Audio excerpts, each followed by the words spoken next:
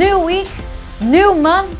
We got some sunshine and we're celebrating all of it here on Coast Life. For your hosts, I'm Leah Rizzo. And I'm Charlie Sakaitis. It's not the only thing that's new. Right. We've got new stuff behind us as well. Yes, we do. You may have noticed we swapped out some pieces on our set, all thanks to our friends at the Art League of Ocean City. So if you see something that you like, I know there are some really cute plates and decor items and of course some fabulous paintings. And if you are curious about any of them, just let us know. You can shoot us an email and we'll tell you who made it and how you can get your hands on it. How to get your hands on it. Plus, it's always a great place to go if you want to just work on your own skills. Yeah, I mean, it's really such an incredible resource for artists if you've been meaning to get back into painting or photography or pottery, or you want to try something new. Suddenly you've got a little more free time on your hands. They've got classes for all levels, all styles, all types of art. It's really just a great place to go check out right there on 94th Street in Ocean City.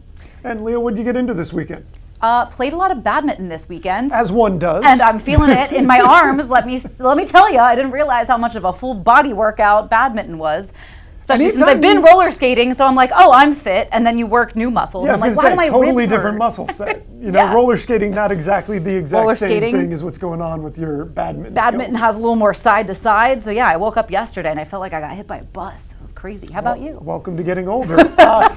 I have a new baby nephew in the family, and it's the most exciting thing. My parents are over the moon. They're grandparents for the first time. And also, we have a clip that we're going to go to about how I reacted.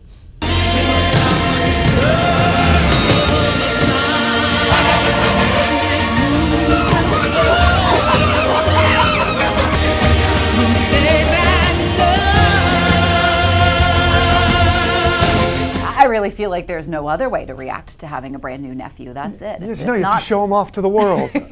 Just like, you know, cats and Simba. kids. Exactly. But of course, we've got some stuff to talk to you about today, things that you can bring with you home around the dinner table, maybe things you can bring to the office with you tomorrow. And Charlie, growing up, were you more of a living room kid or a bedroom kid? Oh, I'm very much the living room kid. I will start a conversation with anybody, especially as a little kid. What? Yeah, exactly. And everybody's very shocked by this. But like, I hated to be by myself. Like, my mom would leave the room and I'd be like, ah. My brother, totally opposite way. Like, you could leave him alone for 10 hours with one toy and he'd just be like, burp, burp, burp. And I needed to be around people as a little kid. Yeah, we're kind of breaking down the living room kid or bedroom kid. Are you raising one or the other? Were you one or the other? The living room kids are those who gravitate towards communal areas like the kitchen, the living room, often indicating feelings of safety, comfort, desire for company, things like that. The bedroom kid, a little bit more the opposite, able to kind of entertain themselves, maybe prefers a little more privacy, things like that.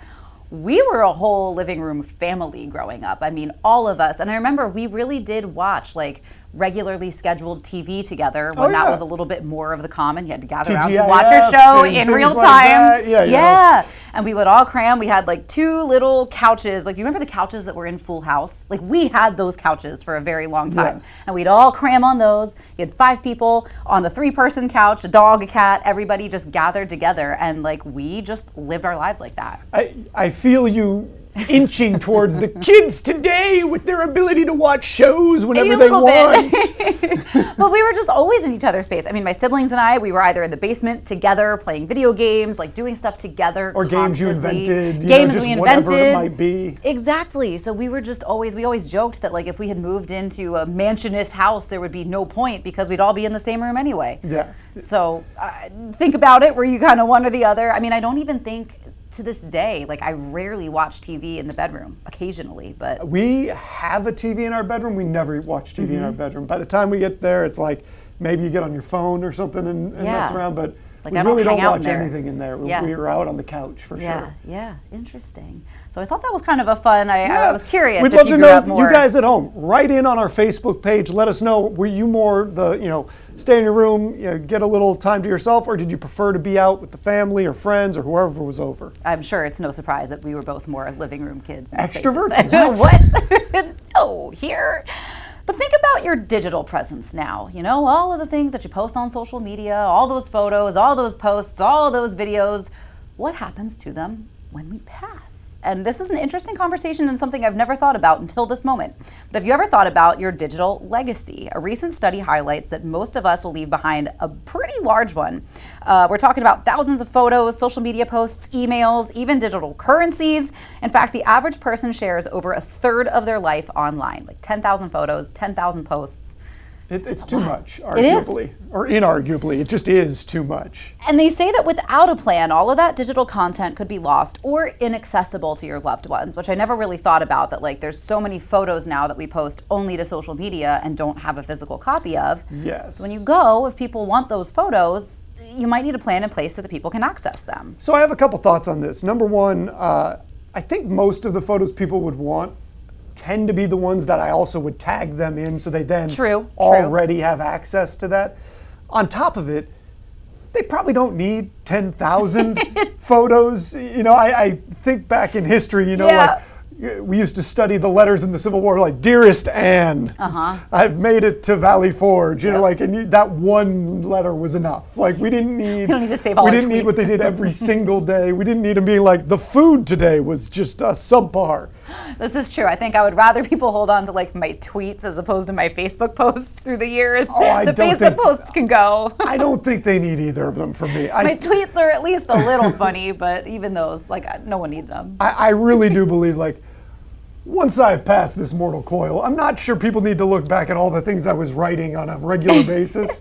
You know, it'll be nice to be remembered fondly in a picture here or there, but I don't think they need to know that I was like really angry about Game 6 of the '97 playoffs. I don't know, like you never know though, because I feel like sometimes when you do go back through like family letters, even the ones that maybe didn't really have that much in them, they're fun to read about. They're fun to kind of get to know your ancestors in a way that you really aren't able to get to know them. Well, I agree, but I think we only need like 5 to 10 minutes of that. You want to pick your best. Like, yeah, we can maybe curate something. The highlight reel. Yeah, the highlight reel to send it out like it, upon my death, hit post. And it's like the 10 best moments. We probably don't need more than that. I think you're probably right on that. I do love, and I mean, it was sad on the one hand, but you know, after my grandparents had passed and we got those big boxes of photos, it was nice to go through, I mean, every single one. My grandfather liked to take photos from a million miles away for some reason, so sometimes he had to say, "Is that you, Mom? Who is that?" And some of that has been passed down to my mom and her sister, that they like to take photos a million miles away. But it was fun to see, you know, my parents as kids with their siblings, pictures I'd never seen before, photos I never knew they had, and you captured those really special moments. So it was fun to kind of go back through a physical version of all of that. So I've never thought that maybe you do need, you know, a digital will, so to speak. My grandfather, like you talked about yours, mine was the family historian in a lot of ways. Like he had a video camera before most people had a video camera. So, you know, he had, for all the grandkids, he had like their own little video thing. Aww. But again, that each one would be like maybe 5 to 10 minutes.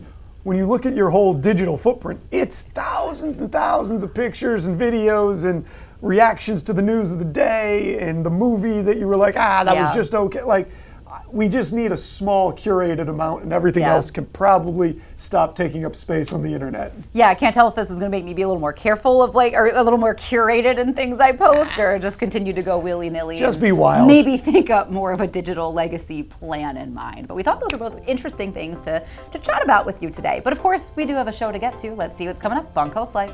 If you've got an event to celebrate, a wedding, a family get-together, you're going to need a venue for all of you to gather at. We've got the perfect one. We've already talked about legacy today and that digital footprint. What about some words that have kind of fallen out of favor? We're going to get into that in this latest edition of What's the Word? And the Coast Life family is expanding. We've got a new friend to introduce you to. We are so excited. We can't wait for you to get to know her and love her just like we do. All of that is coming up on Coast Life. Coast Life is sponsored by BB Healthcare, Coastal Comfort Heating and Air Conditioning, Preston Automotive Group, Shell Brothers, and the Parker Group. I don't know about you, ladies and gentlemen, but I love to break out the sticks, chase that little white ball around, and get very angry when it doesn't go in the hole in the proper number of strokes. But if you want to play some golf, you could do a lot worse than going to Bayside Resort Golf Club. They got it all, and it's not just golf that they've got out there, although I'm telling you, get out there and swing the sticks. They've also got events, and Leah Rizzo is going to break down some of the great stuff you can do on that property. From weddings and baby showers to golf tournaments, celebrations, and so much more. If you have an event coming up, you definitely need to check out the Bayside Golf Resort in Selbyville. We are in their beautiful space, their event space right here. I am with Mackenzie Foxwell. Now, Mackenzie, you are the events coordinator here. So you see a lot of different kinds of events. We really just named a couple to start, but what sort of events do people tend to host here in this beautiful space? We do a lot here. We do, one of our biggest is weddings. We do also baby showers, bridal showers, golf tournaments. We do corporate events. We do celebrations of life, birthday parties, you name it, we do it. We've had a bat mitzvah here before. So really all over the map. Yeah, and it's a really unique space too, and it's really big. Talk to us a little bit about maybe some of the amenities, the features that people get aside from just gorgeous, stunning views in the event room. Yeah, so we have a built-in bar over here. It's a beautiful design. We have in-house tables, chairs, linens included when you book with us. Nice. There's a beautiful, gorgeous balcony out here that overlooks the driving range, so you have a little bit of an indoor-outdoor space as well. And it is kind of a one-stop shop because we also do our catering here, and you have event coordinators like me and the rest of our team here, so it's a pretty great spot. I'm a little biased, but it's pretty great. Well, I think it makes you a really good spokesperson because you actually had your wedding here as well.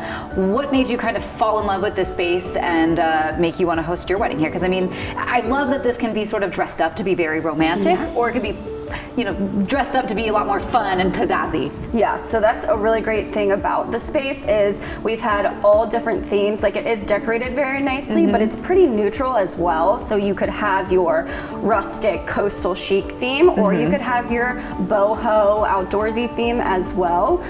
For me, this space was really great because I knew the ins and outs of it. I knew what I was getting as a great planning team, a great catering team, the setup, the detail that we do here. I did tour a few other places as well just to make sure, but I had 7 tours lined up, went to 2, and I was like, we're gonna cancel the rest. I think Bayside's the great choice for me. So, and it turned out wonderful. When should people start, you know, reaching out to you when they decide that this is a venue space? How long should they have before they plan their event?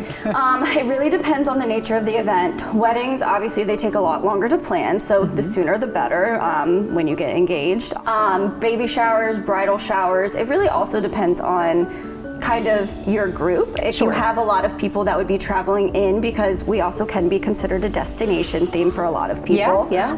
But so if you have a lot of people traveling in, I would definitely give yourself a couple months to like send those invitations out, get RSVPs back. If everybody's pretty local, we've planned events in a month before. I've planned a wedding here actually in 3 months before. Whoa. So it was That's a lot how you bit know this stressful, is a talented but group. we did it. Yes. So we're here for you. We're problem solvers here, and we are planners here, and we love to just love and entertaining and just being with people. Yeah, your staff's really welcoming too. I mean, as soon as we walked in the door, we felt right at home. You guys do a great job. Talk to me a little bit about, because this isn't the only wedding space. You've got quite a few to choose from. Yes, so we have a ton of different ceremony sites. We do most of our receptions and cocktail hours up in here. Our ceremony sites, we have one that is out on the golf course. It is the first tee box. It's beautiful. That's where I had my ceremony. Nice. There is the other one that is down at The Point by 38 Degrees, if anybody's familiar with the 38 Degrees restaurant. That is kind of our beachy, sandy area. It overlooks the bay and the Ocean City skyline. And then we also have the dock right out in front of Signature's Clubhouse. It's kind of like a pond, woodsy vibe. And then we also actually do smaller ceremonies right out on the balcony. Say you do have bride, groom, the wedding. You guys actually include a bridal suite here, which not everybody offers. Right, not everybody offers it. Ours is very beautiful. There's a ton of natural light that we've heard from a lot of our hair and makeup artists that they absolutely love. So a ton of natural light that comes in. We have tons of chairs, outlets for the girls. It's just a great spot to be able to be in the space to get ready in the morning. We do have a little spot for our groom and groomsmen downstairs as well, so we can try to keep them on different levels so they're not accidentally running into each other the day of if they're not supposed to be. But yeah, it's a great added benefit. It is a great added benefit. And I mean, once again, this space is just incredibly gorgeous. You're going to fall in love with the space almost as much as you fall in love with your person. So for your next celebration, again, whether it's a wedding or a baby shower, bridal shower, a brunch, I mean, there's just so many events that you could plan here at Bayside. They are really the ones that you want to celebrate with. So Mackenzie, thank you so much for having us. Thank you. Yeah, absolutely. But we've got some more Coast Life to celebrate with you when we get back. Segment of Coast Life is sponsored by the Parker Group. Well, Coast Life, we started the year off talking about design trends in your home that are going to be trendy for 2025. Here we are now, halfway through the year. We're going to see maybe those trends held up, maybe some of them have changed. And of course, we've got Rachel Parker with the Parker Group joining us on the Coast Life couch to discuss some of those trends, because you guys, not only do you have your finger on the pulse of all things real estate related in sort of the numbers realm, but also the design trends that folks are kind of keeping their homes up to date, whether they're buying, whether they're selling. So what are you kind of seeing right now? Have some of those early trends held up? Have things changed? What are we looking at? Yeah, so I wouldn't say that things have like majorly shifted, but I was curious because I can't believe that we're in June already. I mean, I feel like I just started remembering to write 2025 at the end of my date, Exactly. But anyway, so I was looking at trends for people that maybe are in the space of thinking about like renovating their home, or maybe they're thinking about new construction, and that's such a fun time, but it also can be really overwhelming. Like, what can I do that'll make my home feel on trend? And so there were some that were really fun. One short one that I loved was just thinking about statement lighting pieces. And so I think a lot of times, especially when you're building a home, you have so many decisions to make, like paint color, flooring, like appliances, It's siding, a truly blank slate. everything. It's scary. Exactly. And then by the time you get down to lighting, for some people they're just like, just give me the silver package or give me the gold package, and they're done. But when you do invest a little bit of extra time to find like a really cool chandelier or really unique oversized pendants for your kitchen island, things like that, it goes a long way to make your house not feel builder grade and standard, and just to feel a little bit extra special. So I loved that trend. Yeah, that's a great idea. I think we sort of had a similar feeling when we redid our kitchen. I was like, maybe we should change the light out. And then by the time we were done, we were like, ugh, it's been too much. Fine. So, maybe that'll be a project for another day. I also understand you have sort of a cute story for us. Oh, this is totally left turn. But I was driving in here today and I was thinking about how much I love Delmarva, and this is why. So I'm pulling up to an intersection and all the cars are stopped. I'm like, oh my gosh, what's going on?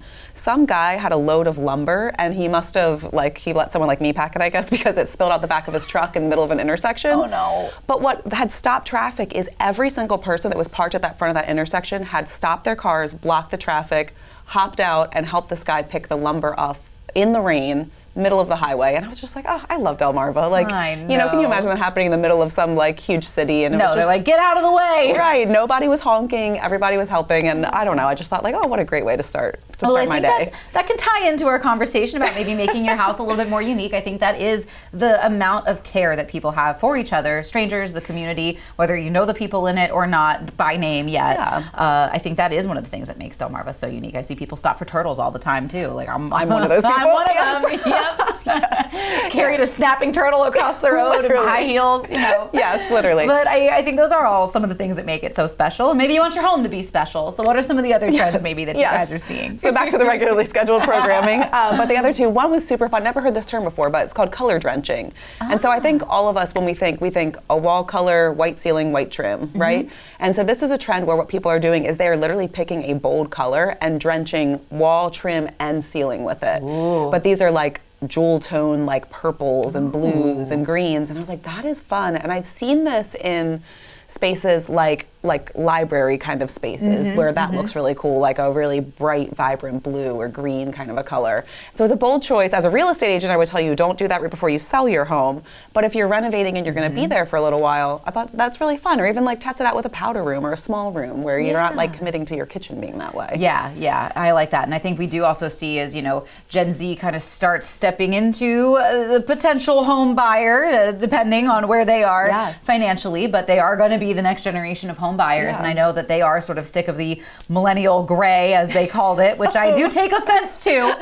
But I think we are kind of seeing more of a maximalist Exactly. colorful, bright trends in homes. And it's fun, yeah. I like it too. And then the last one was my favorite. And so another word that I hadn't heard before, which maybe that's embarrassing, but is called biophilic design. But to me, I think this is still part of like the hangover from COVID when we were all stuck in our homes and we really craved like that indoor-outdoor connection. Yeah. So what it really means is just incorporating elements of nature into the house. Oh, and so like plants, but even like natural stone, natural woods, letting in as much natural light as possible, blending indoor and outdoor spaces. And obviously that's so good for your mental health. Oh, yeah. But it also just like feels good and peaceful to be in a house where you have that sense of connection to nature. So those are my three. I hope if anyone is thinking about like renovating or building that maybe it inspires something, that one of the three is something you might want to look into. Absolutely. I'm sure plenty of you are feeling inspired because, you know, sometimes that's that little extra. You just need the idea to get you going and get you motivated and get you started. So any of those could be a good, fun thing to try. Maybe if you do have a reno project and you incorporate some of those trends, let us know. Let us see it. I'd love to know what you did. Absolutely. Well, Rachel, as always, thank you so much for coming in today and telling us all about the trends that you've seen and what's sort of sticking around, maybe what is also kind of being piled on with the trends that started off the year that have been added into 2025. Yeah, no, it's been a great year for home design. There you go. Yeah. Well, we've got more Coast Life for you. You don't want to miss it. You're watching Coast Life with Leah Rizzo and Charlie Sakaitis. Well, Coast Life, if you've been spending some time on social media, scrolling away mindlessly, have you noticed an uptick in what they call AI slop?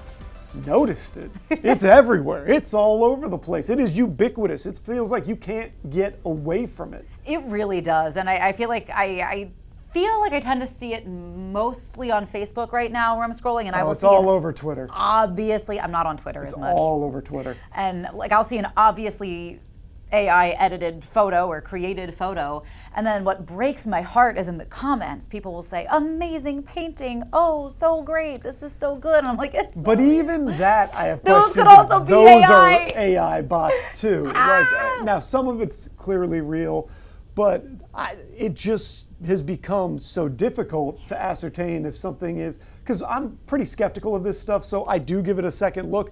But if you're not paying attention, it's good enough that it can kind of get you. I actually feel like where I'm seeing it a lot and it makes me so angry is on Pinterest. Every time I'm looking for good hair inspiration, all I get is AI generated photos. And so it's just, I'm like, is that even something you could bring to your hairdresser and say, this is what I want? Is that a thing hair does? If it's AI generated, right? Like, is this a color that actually is too complicated, or like, is this a style of layering that's too much? Like, I don't know, and I get so mad, and it just it's driving me crazy. In case you can't I tell. gotta be honest.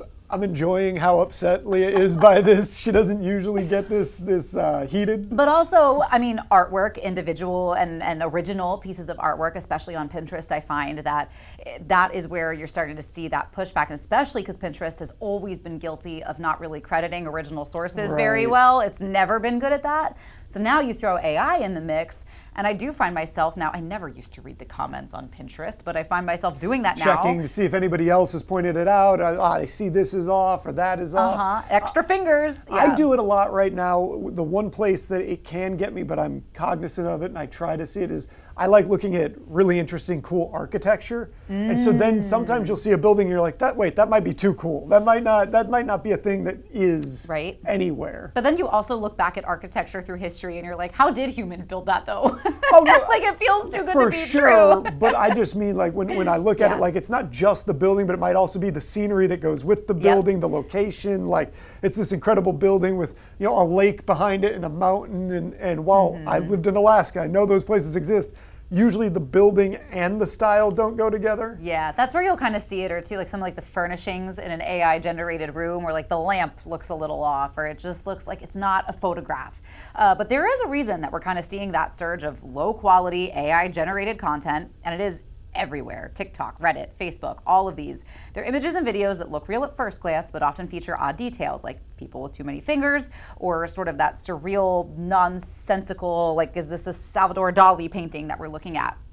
The reason AI tools are being used to mass produce content that prioritizes quantity over quality, aiming to boost engagement and ad revenue. And this has led to a digital environment where distinguishing real from fake becomes increasingly challenging, increasingly more common, and just frustrating. Or to put it in a much shorter capitalism. That people want to make money. They're trying to use AI to make money. They don't care about what any of the ramifications are to this. They don't care if it's good, bad, indifferent, as long as them checks keep getting cashed. Yeah, and this is where, I mean, we've really covered and kind of run the gambit of aspects that you can talk about with AI here on Coast Life, because it's changing and rapidly, and it's right in front of us, and it's something that is getting implemented in real time into all of our lives. So I think, there are so many tools with it at our disposal for making the job more efficient, making it, you can work in smaller groups and get more job done, more work done. You can get more done, but it doesn't seem that the extra productivity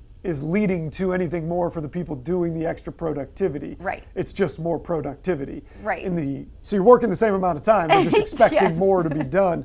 I think that one of the things, I've been thinking about this a lot recently, because of the industry I work in, not specifically us here on Coast Life, but on the news side, and I am curious if going forward, because this stuff's going to keep getting better and better and more indistinguishable, and you're not going to be able to tell it without maybe won't, some sort eventually. of AI that's checking it. You might not be able to tell.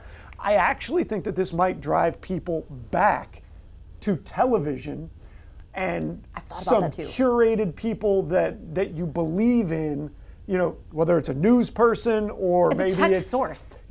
somebody that's got some sort of verifiable information to give out, because you're gonna need somebody curating this, because it's gonna be so easy to be absolutely snowed by what's being put out, not just every once in a while, all the time, every minute, every day. It is a constant onslaught of these fake AI stories, images, and it can be really dangerous. It's actually part of a storyline in a new movie that was released this week on HBO Max called Mountainhead. It's a satire about billionaires, but there's a part of it where one of the billionaires created basically an AI where you can't tell at all the difference.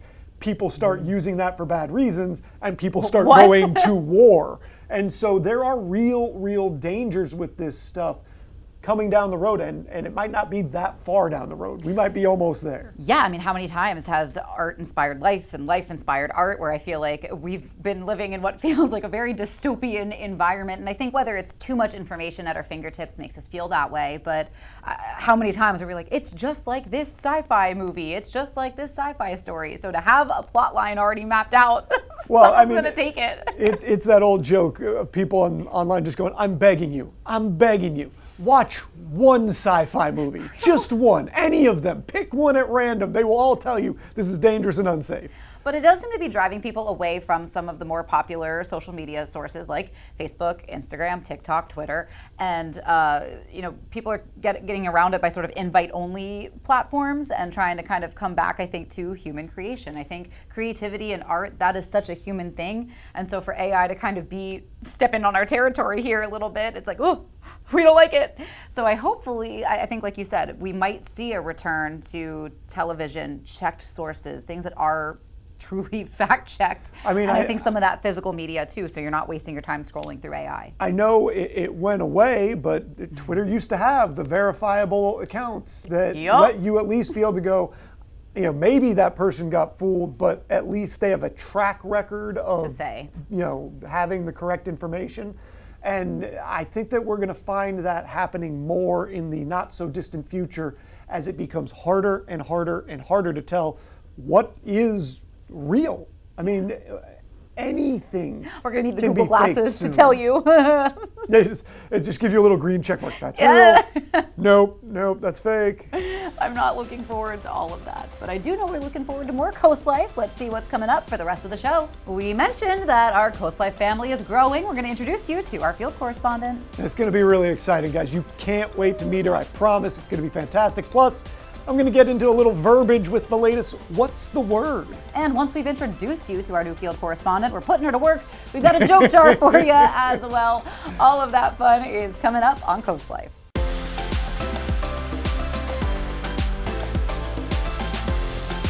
I debuted this segment about a month ago. Yeah. It's a fun one to do. I like words, I care about them. So we have a little bit more to do today. And Leah, what's your association with words? Are you a vocab person? I am a vocab person. I mean, I feel like I remember, your vocab tests in school, and sometimes I tried to make a story out of the vocab words to try to Makes help it me easy to remember them remember better. them. And I have tried to kind of get back into, when I am reading a book now, to look up words I don't know right then and there, especially because my phone's right there. It's so much easier now, so too. much easier, and so I don't feel bad when I'm like, oh, what does that word mean? Because I feel like I used to feel some type of way about it, like, oh, I should just know. Well, I like that in some of the books that you can get now on a Kindle or whatever, you can just press the word and That's it'll true. give you the definition right now. I think that's super handy. But what we're going to give you guys today for What's the Word are a couple of words that people have kind of stopped using, and you know what? I think they got to come back. What's the word? Professor Sakaitis reporting for duty. And in our second ever What's the Word segment, I don't want to just focus on one word. I want to take a look at a number of words and phrases that have fallen a little out of favor, and I think we need to resurrect them. Now, to start this verbal party parade, I'm going to give you a little ammunition for the next linguistic lashing that you need to hand out to either a good friend or a bad enemy. And that word is beef-witted. It's a bit of Shakespearean slang for dull, stupid, or lacking in intelligence. So the next time you're going back and forth with maybe your brother, you could punctuate a response with, "I'm done taking dating advice from somebody wearing fake fur on their hoodie, you beef-witted scallywag." Something a little more office appropriate might go with the word twaddle, which means silly, trivial, or pretentious talk or writing. You can use it the next time you see a gaggle of gathering gossips by saying, "Stop twaddling around over there and get back to work." Not sure it's going to make you a lot of friends, though. If you want to elevate the discourse as you discussed last night's debauchery, you could try the term fuzzle, which has a few meanings, but one that I seem to have really enjoyed and has fallen by the wayside is that verb, fuzzle. It's a term meaning to make drunk or confuse. What did you do this weekend, Bob? Oh, me and a few friends, we went out and got a bit fuzzled. And of course, if you did get fuzzled last night, it's possible that you and your friends were at a hootenanny, a good old gathering, often with folk singers, dancers, where a lot of the time the audience joins in. Be careful though, if you're hitting the hootenanny on Sunday, you could be left feeling a little beef-witted on Monday morning, and that's the word. What's the word?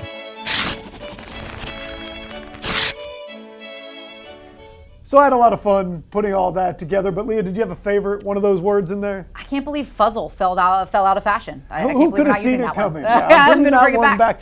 Hootenanny was a little bit of a cheat because I think people do Hootenanny. still use it, but my favorite was beef-witted, so Yeah. that's where we are. All right, yeah. I feel like hootenanny is one that I'll use it, but almost entirely ironically. Yes, like, it's just fun to say. It's It's never a fun to serious. use. Can't have a serious hootenanny. Got really serious at my last hootenanny. I don't know. The things got real. Things got real. All right, we're going to take a break here. Don't go anywhere. We've got more Coast Life coming up after this.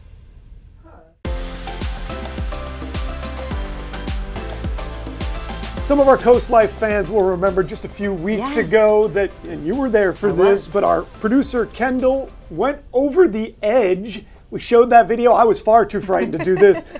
Big wuss here. But Kendall Gordon is here on the couch with us today because she's not just our producer anymore. She is going to be our brand new field correspondent. Yay!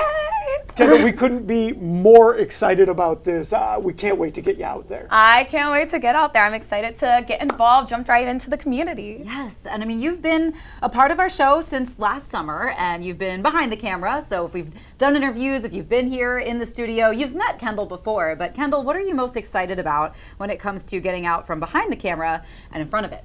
Oh, wow, that's a great question. Definitely stepping out of my comfort zone. Obviously, I've been behind the camera, like you said, for almost a year now. Yeah, so it's definitely a change of pace to get in front of the camera. I give so much credit to you guys. What they do, not easy, but hopefully I jump right in and do it good. I want everybody at home to know that I paid a lot of money to make that last part happen. Kendall, because our viewers don't know you yet, we've known you forever now. We've known you for a year. But let's talk a little bit about where you're from and sort of your journey to being in TV. Yeah, so I grew up right outside of Philadelphia in like the King of Prussia Valley Forge area. It's in Phoenixville, PA. And then I graduated from Widener University, not the Delaware Law campus, but the main campus back in Philadelphia as a communications major. Fantastic. So you're going to use all of those skills that you learned as a communications major to kind of help tell the stories here along coastal Delmarva. Are you excited for that? Oh, I'm very excited for that. You know, I'm very excited to meet everyone in the community, spotlight all these local businesses that are out here. So can't wait. And Can't wait for you. what drew you to the coast initially? Because you know, everybody gets done with school, they want to figure out where they want to go. How did you end up coming this direction? Yeah, it's definitely a change of pace than what I'm used to. You know, Philadelphia is a hustling, bustling, fast-paced, fast-paced city, and so coming to Delaware, you definitely get to slow down a little bit, smell the roses, and I love that.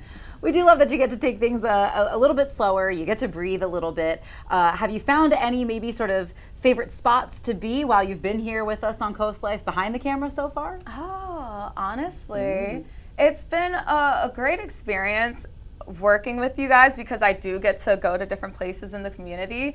To have a favorite, I don't know. I don't know what I would say for that. I just like getting out in the community, honestly. Well, we have so many things that we do on this show. You've been a part of so many of the things we do.